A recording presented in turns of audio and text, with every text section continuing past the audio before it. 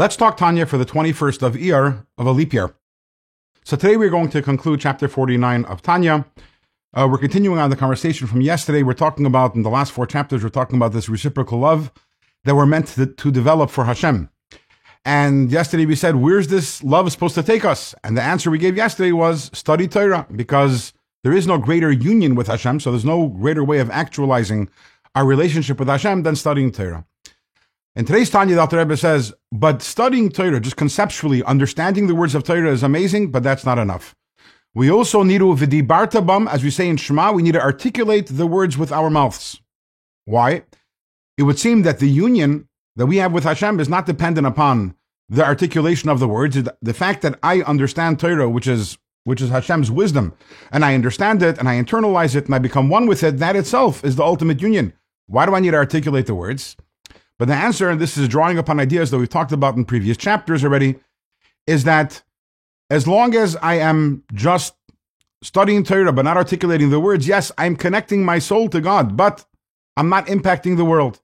And if I love Hashem so much, which is the point of these chapters, it's not enough for me to connect personally to Hashem.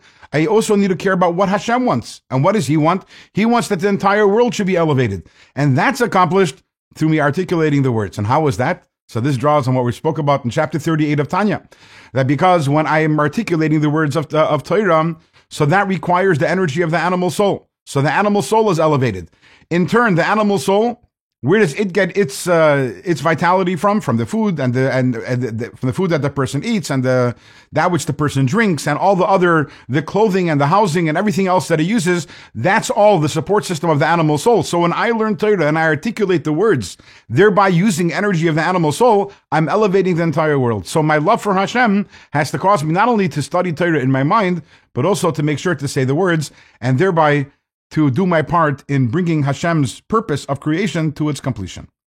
With this, we finish chapter 49, and let's recap. We started talking about love for Hashem quite a few chapters ago, in chapter 43.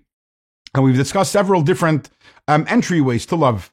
And each one, we started from the highest one, or the most difficult one to access, and then we went to progressively lower loves. Not that they're lower in level, but they're easier for a person to be able to develop these loves for Hashem.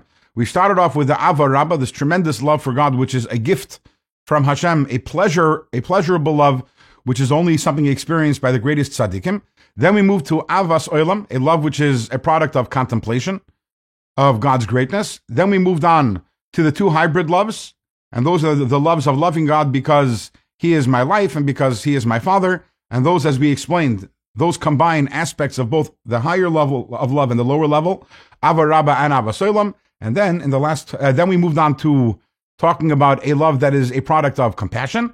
And in the last 4 chapters, we spoke about reciprocal love. And at each time we explained how progressively these loves are getting easier to attain. Tomorrow, we are going to start chapter 50, and we're going to talk about one last level of love, but actually this level of love is going to be the highest level of love of all.